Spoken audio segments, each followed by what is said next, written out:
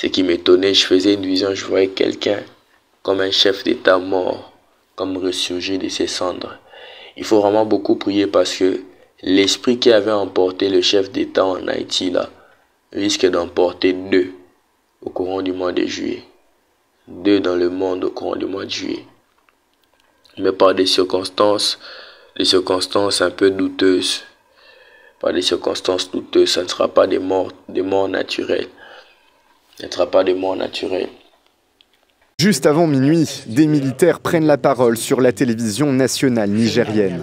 Ce jour, 26 juillet 2023, nous, forces de défense et de sécurité, réunis au sein du Conseil national pour la sauvegarde de la patrie, CNSP, avons décidé de mettre fin au régime que vous connaissez.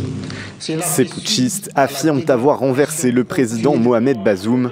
Le CNSP annonce la fermeture des frontières du Niger et l'instauration, jusqu'à nouvel ordre, d'un couvre-feu national de 22 h à 5 h, heure locale. Mercredi, le Niger a basculé dans l'incertitude.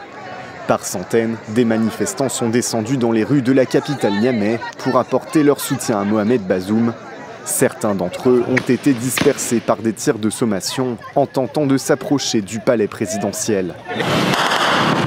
Derrière ces coups de feu, des membres de la garde présidentielle qui retiennent le chef de l'État dans le bâtiment, beaucoup partagent leur incompréhension. Il n'y a personne qui est au courant de ce qui se passe. On se lève un bon matin, on dit ah, il y a quelqu'un qui s'est décidé à aller prendre le président en otage et à essayer de lui faire signer quelque chose pour qu'il démissionne. C'est impossible. Et là, tout le peuple est sorti pour montrer son mécontentement. Dans les rangs de la CEDEAO, on dénonce une tentative de putsch.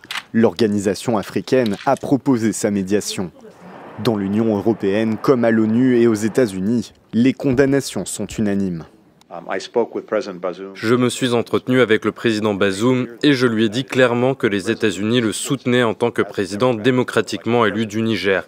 Nous demandons sa libération immédiate. Nous condamnons toute tentative de prise de pouvoir par la force.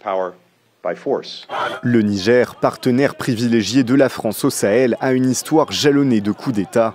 Les 2 derniers putschs avortés datent de 2021 et 2022.